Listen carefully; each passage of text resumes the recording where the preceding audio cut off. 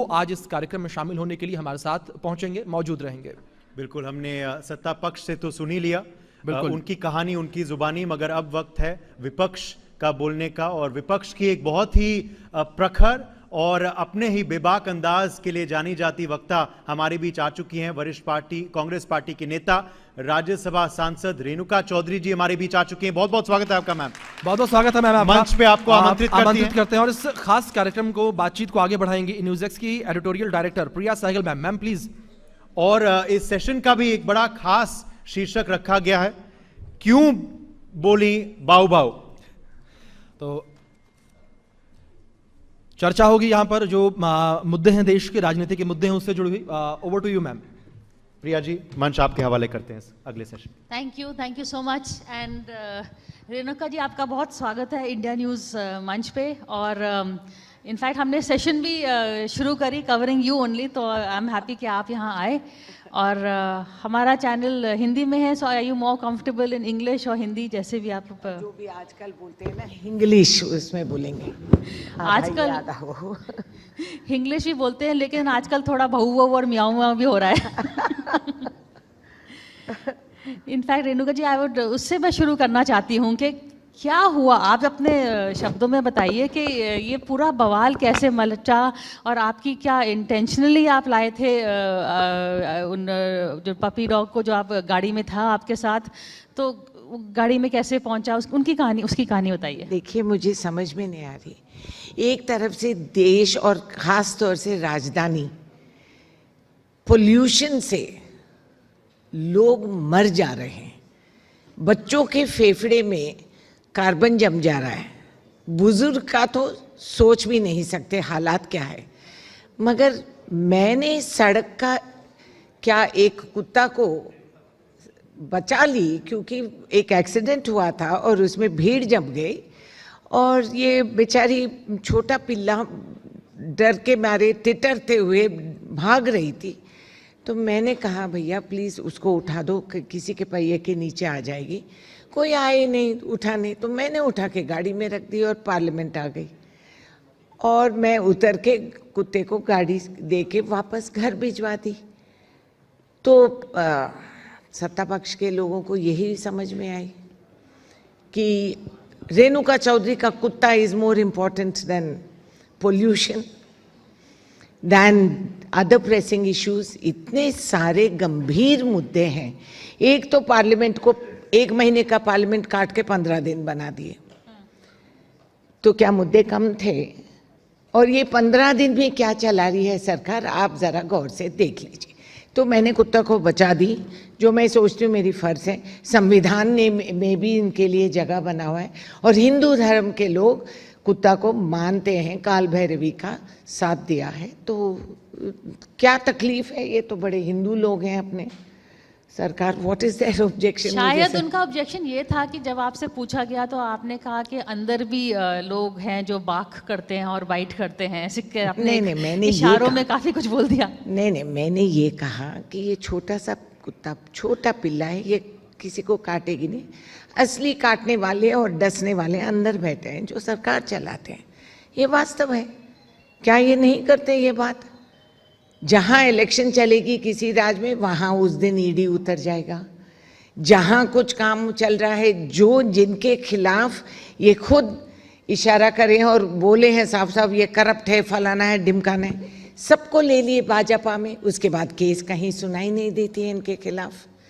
और जब मर्जी हाउस में, तो बैलेटिंग के बाद जो प्रश्न, आप बैलेट होने के बाद वो प्रॉपर्टी ऑफ द हाउस बन जाती है। ये अपने मर्जी से काट देते हैं, जवाब नहीं देते हैं। तो काटने वाले तो वही है ना, तो इसको तकलीफ क्यों है? मैंने ये भी कहा, आपको मिर्ची लगी तो मैं क्या करूं?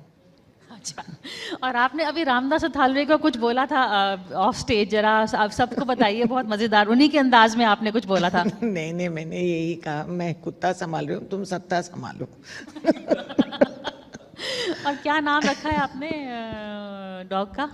डॉग का मेरे सारे नौकर उसको पप्पी पप्पी बुला रहे थे क्योंकि नाम पता नहीं, तो हम उसको पॉपी बदल दिए ताकि थोड़ा उसका नाम का सजावट हो।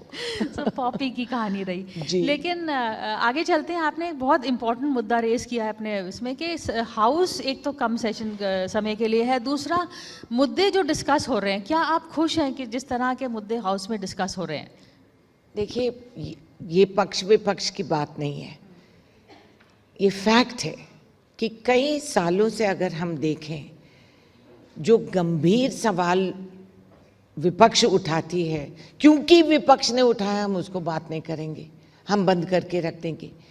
विपक्ष की जिम्मेदारी और हमारी फर्ज बनती है कि हम पार्लियामेंट में इसीलिए आए हैं, चाहे हम सत्ता पक्ष में हो या विपक्ष में हो, कि आम जनता की आवाज़ बुलंद रखे और यहाँ पार्लियामेंट में आके हम आवाज़ उठाएं।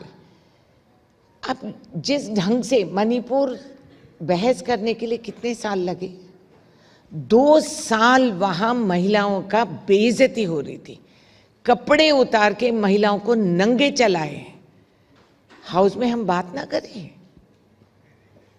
ये एक महिला की गरिमा की बात नहीं, सिर्फ उतना ही नहीं मगर सारा देश की बात है। प्रधानमंत्री जी विदेश घूम सकते हैं, दिन में 4 बार कपड़े बदलेंगे, मगर मणिपुर का जिक्र नहीं करेंगे। हाउस में थर्सडे को इतिहास गवाह है, और मैं इस पार्लियामेंट में कई सालों से रही हूँ कि थर्सडे का दिन प्रधानमंत्री का जवाब देने का दिन होता है पार्लियामेंट में। आपने कभी देखा 11 साल में थर्सडे पे प्रधानमंत्री हाउस में आके जवाब दे, सवाल जवाब दे? एक कभी आपके मंच पे आके एक फ्री प्रेस कॉन्फ्रेंस कभी करें? अगर हम इशारा करके कह दें कि ये तो हम विरोधी में हैं, हम विरोध करते हैं, हम प्रधानमंत्री का मर्यादा नहीं करते, पता नहीं क्या क्या बोलते हैं।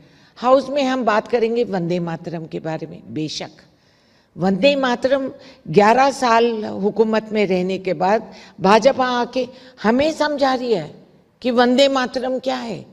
ये तो नए नए कन्वर्ट हुए वंदे मातरम को, कहाँ थे आज़ादी के जंग में? ये लोग कहाँ थे? विदेशियों को, ब्रिटिशर्स को घुटना टेक के माफ़ी माननामा मांग के ये लोग थे, इनको पता ही नहीं। और आरएसएस का मैं क्या बोलूँ, मैं बहुत आदर से मैं कह रही हूँ आरएसएस का, वो तो अपने झंडा भी नहीं उठाते हैं। जब उनके लोग आके कोई पद पे बैठते हैं, वो तो भगवान या संविधान के नाम लेकर ओथ नहीं लेते हैं, ये वास्तव है। तो ये लोग अचानक 11 साल सत्ता पक्ष में बैठ के आज आके 10 घंटे हम वंदे मातरम के बारे में बात करेंगे। अरे भाई, किसको क्या समझा रहे हैं आप? हम नहीं जानते क्या वंदे मातरम है? रग रग में बसा हुआ है वंदे मातरम, हर भारतवासी के कानों में ये गूंज उठती है। हम जानते हैं कि वंदे मातरम क्या है। इनकी सिखाने पे हम सीखते नहीं, क्योंकि हमारे बुजुर्गों ने, हमारे जो हम जिनके वारिस हैं, फ्रीडम फाइटर्स के, कांग्रेस के परिवारों में पीढ़ियों से हम लोग हैं, तो ये आके हमें क्या समझा रहे वंदे मातरम? तुम 10 घंटे वंदे मातरम बेशक बात करो, ये भी बात करो कि देश में कुछ लाखों टन का आरडीएक्स पहुंच गई हरियाणा, एक पूरा शिपलोड ऑफ ड्रग्स पहुंच गए गुजरात, हैदराबाद में ड्रग्स निकले, इतना बड़ा नेटवर्क निकली है। ये लोग जो हमारे दुश्मन हैं आके यहाँ इसकी डिस्ट्रीब्यूशन कर रहे हैं, तो हमारी इंटेलिजेंस कहाँ गई? कहाँ फेलियर हुई? क्यों हमारी जानकारी नहीं थी कि टन टन इतने सारे आरडीएक्स देश में आ गई है? तो आप क्या बात, व्हाट वाज ऑपरेशन सिंदूर? आप क्या बात करते हैं? हर बात को ट्विस्ट करके एक स्लोगन दे के एक नए ड्रामे बना के बात करते हैं, हम थक गए। ड्रामेबाज कौन है? शुरू में प्रधानमंत्री ने यही आपके लोगों पे आरोप लगाया था कि हम डेमोक्रेसी करते हैं, आप ड्रामोक्रेसी करते हैं, या ड्रामेबाज ऐसे। अभी आप बताइए, आप ही बताइए, इतना बड़ा एक लोकतंत्र की प्रधानमंत्री पार्लियामेंट के पहले दिन ये कहते हैं कि हम लोग ड्रामेबाज हैं। हम जाके विदेशी प्रधानमंत्रियों को जप्पी मार के पप्पी दे के हम आते नहीं हैं। हम जानते हैं कि कहाँ उनको काबू में रखना और कैसा चलाना। हम कुछ सच कहें तो वो ड्रामा बन गए। हमारे डायलॉग लिखने वाले कोई नहीं है, हम खुद बोलते हैं, उनको बोलने दीजिए। लेकिन जब मुद्दा उठाने की बात हो, चलो सेशन कम है लेकिन सेशन चल तो रहा है, आपके लीडर, विपक्ष लीडर ऑफ ऑपोजिशन गायब हैं, वो जर्मनी चले गए। ये कोई ट्रिप हेड ऑफ नेशन से मिलने की नहीं थी, ये कोई ट्रिप बाद में भी हो सकती थी। इसमें प्लानिंग में थोड़ा सा बेटर नहीं कर सकते थे? तो आप किस मुंह से कह सकते हैं कि प्रधानमंत्री गायब हैं जब आपके ही नेता गायब हैं? नहीं, देखिए, क्या प्रधानमंत्री ये पहले बार ये जा रहे हैं ना? प्रधानमंत्री हर बार जाते हैं। पर जो आप जिसकी आप निंदा करते हैं, आप वही काम कर रहे हैं। नहीं, 11 साल में प्रधानमंत्री एक दिन भी पार्लियामेंट में जवाब देने के लिए प्रधानमंत्री का दिन जो दिया जाता है आए नहीं। वो आपने बोल दिया, पर 11 राहुल गांधी का साल में बताइए। प्रधानमंत्री ने कभी मीडिया कॉन्फ्रेंस करे नहीं। वो उनका वो टेलीप्रॉम्प्टर खत्म हो गए तो वो बोल भी नहीं सकते, ये भी हम देखें। राहुल गांधी क्यों चले गए अभी अरे विदेश इस टाइम में? अच्छा, आप राहुल गांधी के बारे में कह रहे हैं। पुतिन जी आए थे इधर, क्यों आप दोनों लोकसभा और राज्यसभा के लीडर ऑफ ऑपोजिशन को आप बुलाएंगे नहीं? लोकतंत्र कहते हैं ना, लोकतंत्र में बहुत बड़ा हिस्सा होता है लीडर ऑफ ऑपोजिशन, दोनों लोकसभा और राज्यसभा। और राज्यसभा के हमारे लीडर जो है खरगे साहब, इतने सुलझे हुए वरिष्ठ नेता, 28 इयर्स उम्र से वो इलेक्शन लड़े, आज तक कभी हारे नहीं है, दलित नेता है। इतना बड़ा लीडर को आप दिखा सकते थे ना कि ये हमारी लोकतंत्र है। देखिए, जो कहते हैं, अभी अठावले साहब बोल के अभी चले गए कि दलितों का पहचान नहीं है। पहचान कौन नहीं कर रहे हैं? पक्ष के लोग दलितों का बेइज्जती करते हैं। कोई बेचारा गरीब दलित दूल्हा शौक से घोड़े पे बैठेगा, उसको मार देते हैं, कुचल देते हैं। ये तो पॉलिटिकल पॉइंट बना रही हैं आप, लेकिन वी ऑल नो के खरगे साहब कितने इन कंट्रोल हैं। कुछ भी हम उनसे पूछते हैं क्या होगा, राहुल जी बताएंगे, राहुल जी विल डिसाइड। तो ये इस तरह के लीडर का अपमान। Parliament leader, he will decide who will speak. तो खरगे जी क्या करेंगे? खरगे जी हर बात पे आके आपके सामने आ जाए।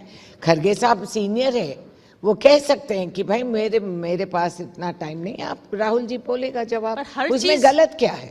नहीं, पर हर चीज मैं डिसाइड नहीं करूंगा। चाहे कर्नाटक में क्राइसिस हो रहा है, राहुल जी डिसाइड करेंगे। कुछ और हो रहा है, राहुल जी डिसाइड करेंगे। आपका रीशफल, ऑर्गेनाइजेशनल सेक्रेटरी बदलेंगे नहीं बदलेंगे, वो तो राहुल जी के मित्र हैं, तो राहुल जी डिसाइड करेंगे। नहीं, ये आप सब लोग बहाना ढूंढते रहते हैं कि हमारे बीच में कुछ ये विभेद आ जाए। हो ही नहीं सकता। राहुल जी का अभिप्राय भी लिया जाता है, मगर फैसला तो खरगे साहब ही कहते। ये उनकी बड़प्पन है, उनकी गरिमा है कि वो कहते हैं कि हम युवा नेताओं को मौका दे रहे हैं। और राहुल लोकसभा का है, जहां लोकसभा के उस पीढ़ी जो आके आज बैठे है हाउस में, ये लोगों को एक मौका दें और राहुल जी फैसला करेंगे, फिर उसके बाद हम आगे बढ़ेंगे। अच्छा, एक मैं नॉट पार्टी के, but generally being a woman MP, क्या आपको लगता है कि विमेन को एक तरह से अभी भी है कि विमेन का एक फॉर्मेट होना चाहिए? यू आर समवन जो अपना मन बोलती हैं, अपनी बात रखती हैं, हेजिटेट नहीं करती हैं, फायर ब्रांड कह सकते हैं हम आपको। आपके बारे में हाउस में भी कुछ कहा गया है प्रधानमंत्री ने, मेरे भाई। हाँ, बहन, आपको बहन भी बुलाया। मेरे भाई है तो पारिवारिक तौर से वो पहचानते हैं ना, किसी का हंसी किसी की बोल। तो जब परिवार की वो होती है तो लोगों को डीएनए समझ में आ जाते हैं। तो वो मेरे भाई है, आके हाउस में क्या क्या नहीं बोले, आप ये सोच लीजिए। औरतों के गरिमा इशारे से होती है। और आप लोग पार्लियामेंट में आके देश के प्रधानमंत्री किसी को विदेशी गाय, किसी को कांग्रेस का विधवा बेवा, किसी की कितने करोड़ों की गर्लफ्रेंड, ऐसे ऐसे बातें बोले हैं। तो आप क्या सोचते हैं कि सड़क पे जाने वाला लड़का बेरोजगार जो आज घूम रहा है, उनके माँ बाप मेहनत करके कमा के उसको पढ़ा लिखा के रखे हैं, उसकी शादी नहीं हो रही है क्योंकि वो बेरोजगार है, कोई लड़की देने तैयार नहीं है। तो और आप आंकड़े देखते जाइए, देश भर में महिलाओं का बलात्कार हर 2 मिनट में होता ही रहता है। पर आपने डेफेमेशन सूट की बात करी थी प्रधानमंत्री का, उसका कुछ हुआ? आपकी पार्टी ने भी आपको सपोर्ट नहीं किया इस मुद्दे पे? पार्टी क्या बीजेपी की सपोर्ट बात करेगी? करेंगे जब मेरा अपना भाई ऐसा बोल रहा है तो पार्टी क्या सपोर्ट करेगी? मगर मैंने सोचा कि परिवार का गरिमा रखे, तो इसीलिए मैंने आगे नहीं बढ़ी। तो भाई बहन में सुलझ हो गई? हाँ हाँ, भाईचारा में वो भी खत्म हो गए। पर अगर आप थोड़ा सा हम आगे देखें तो आपको क्या लगता है कि अभी आज के माहौल में विमेन आउटस्पोकन हुए तो उनकी एक्सेप्टेंस हो रही है एज एमपीज? क्योंकि अभी हमने देखा, अभी एक नाच हुआ था, नवीन जिंदल की शादी, बेटे की शादी थी, उसमें क्रॉस पार्टी एमपीज ने टुगेदर दे डांस्ड। उनको बहुत निंदा मिल रही है सोशल मीडिया में, ऐसा नहीं भाई, होता क्या है, जितने पुरुष हैं आप सबको मैं अलग से देखूंगी, मगर आप लोगों की आदत हो गई है कि महिलाओं को नचाते हैं, खुद नहीं नाचते हैं। नवीन जिंदल नाच तो रहे थे। हाँ, नो, मैं क्या वो उनकी बेटी की बात थी ना, तो वो उनकी घर की बात थी, वो अलग बात है। महिलाओं को देखिए, दो खूबसूरत लड़कियां आए थे पार्लियामेंट में, लोकसभा में, बंगाल के, क्योंकि वो उन्होंने साड़ी नहीं पहना, उनके लिबास के वजह से उनकी इतनी बुराई की गई। सोशल मीडिया पे अपनी फॉरेन सेक्रेटरी का बेटी पोस्ट सिंदूर, जिनकी कोई मतलब ही नहीं है वो सारा मुद्दे से, उनकी क्या बेइज्जती। ट्रोल्स बैठे रहे बेरोजगार, वो लोग कमाई ऐसे करते हैं, और महिलाओं के साथ कुछ भी कहो नहीं, क्या बात है, आखिर सीता माई को भी सवाल करी थी यही समाज। तो आज आप लोग हमको कुछ कहते हैं तो हम सीख गए हैं आपको जवाब कैसे दें, और हम भी सीख गए हैं कि आपके गले बांध पे आपको झांक के देखने का कैसे तरीके होते हैं, हम ये भी सिखाए हैं। और मेरे जैसे महिलाएं, जो जब मैं पहले पार्लियामेंट में आई थी करीब 3-4% के महिलाएं थे, वो भी हम कोटा फिलर से, किसी की बीवी, किसी की बेवा, किसी की पता नहीं क्या रिश्ते में। मगर आज के दिन जो स्वर्गीय राजीव गांधी जी ने किया, एक दस्तखत में हम सब की जन्म पत्री बदल दिए। गांव-गांव में आज के दिन 50% तक भी कई राज्यों में हम लोग सरपंच और ग्रास रूट इलेक्शंस में हम भागीदारी हैं। और जो सांस हमें पीड़ित रखती थी, जो आदमी हमारे ऊपर हाथ उठाते थे, डोमेस्टिक वायलेंस चलती थी, वो लोग अभी हमको पहचान के जल्दी जल्दी आगे ले आए हैं। पहले बार सरपंच में मैंने पहले बार एक बंदे को मिला, वो घर आया था, मैं मंत्री थी तो मैंने उनको फंड्स में बंटवारा कर रही थी, तो उसने आके बोला, ऐसा है मैडम जी, आप ज़रा मेरे को इतने लाखों का दीजिए, मुझे गांव के लिए चाहिए। तो मैंने पूछा, भैया आप है कौन? तो बोला, मैं तो सरपंच पति हूँ। तो मैंने कहा, सरपंच पति, ये शब्द और ये टाइटल मैंने कभी देखा ही नहीं। मैं ढूंढी कि सरपंच पति क्या चीज़ होती है। तो उन्होंने बोला, मैंने कहा सरपंच कहाँ है? घर पे बैठे हैं। ऐसे प्लीज़ आप सरपंच को ले आइएगा, जब तक सरपंच मेरे सामने नहीं बैठेगी और मेरे साथ चर्चा नहीं करेगी मैं पैसे नहीं दूँ। उतना गुस्सा में चले गया। मगर दूसरी बार जब बीवी अपने आप जीत के आई है तो सरपंच पति मेहनत से घर पे बैठे थे। तो ये एवोल्यूशन केम। अब ये सरकार में ब्रूट मेजॉरिटी है। पिछले इलेक्शन के पहले हमें गाजर दिखा दिए, हम स्पेशल सेशन करके महिलाओं का बिल लेके आए। कहाँ है बिल? कहीं देखा आपने? आ रहा है। कब? कितने पीढ़ियों तक हम रुके रहे? ये आ रहा है, ये चल रहा है कई पीढ़ियों से। पर आपने कहा वो 100 करोड़ गर्लफ्रेंड के बारे में बताया, जैसे कि कहा था, पर जिनको कहा गया वो तो प्रधानमंत्री की तारीफ कर रहे हैं, वो तो अपनी गर्लफ्रेंड एक्स वाइफ की वो क्या कह रहा है, उससे हमें कोई लेना देना नहीं। मगर उस टाइम पे जो उनकी बीवी थी और उस औरत की गरिमा के बारे में हम कर रहे हैं, वो उनकी ऑब्जेक्शन नहीं है तो that is his personal choice. मगर मेरी ऑब्जेक्शन है कि किसी की बीवी, वो दर्जा जो बीवी का दिया जाता है, और उसको कोई और सवाल कहे, चाहे प्रधानमंत्री ही ना हो, you can't talk like that. हम सब महिलाएं, किसी की माँ है, किसी की बीवी है, किसी की बेटी है, किसी की बहन है। आपको बोलने का अधिकार संविधान ने नहीं दिया है। संविधान हमें हकदार बनाए हैं, और संविधान लिखते वक्त महिलाएं बैठे थे उसमें, महिला भी उसमें कंट्रीब्यूशन दी। महात्मा गांधी के बुलावे पे जहन पे जो भी शरीर पे गहने थे उठा के दे दिए हैं। हमारी संविधान ने हमें हकदार बनाए कि पहले दिन जब पहला इलेक्शन हुआ जब से हम वोट दे सकते हैं, और हम देते हैं। जो विलायती so called progress developed Nations जैसे अमेरिका जैसे देश कितने साल बाद उनके महिलाओं को वोट का हक दिए, कितने बैकवर्ड है आप सोच लीजिए। हम अपने आप को कम कदर में सोचते हैं, वास्तव में we are very advanced. Okay. Renuka ji, just I'm ending now with 1 or 2 rapid fire questions. Congress के अभी हाल में from the leaders, who do you think has been best for the Congress party? Sonia Gandhi, Rahul Gandhi या प्रियंका गांधी आ सकती हैं? आप ऐसे अजीब सवाल पूछते हैं। हर पीढ़ी में हर मौके पर एक लीडरशिप इमर्ज होती है, तो हम तुलने में कैसे कर सकते हैं? मिसेस गांधी की contribution, she is the longest serving Congress president, और उनके टाइम में हम 2 बार यूपीए सत्ता पे आए थे, और देश की इकोनॉमी पे हर लोअर मिडिल क्लास घर पे भी गाड़ियां पहुंच गए। आप लोग को ऑफिशियली सेकंड हैंड गाड़ी खरीदने में कंपनी खुद मारुति जैसे कंपनी बेचती थी। आपके घर में दूसरी टीवी आ गई, आपके घर में रेफ्रिजरेटर्स आ गए, वाइट गुड्स की बहुत बड़ा ये था, इकोनॉमी बहुत खिली हुई थी। आज के दिन वातावरण बदल गई।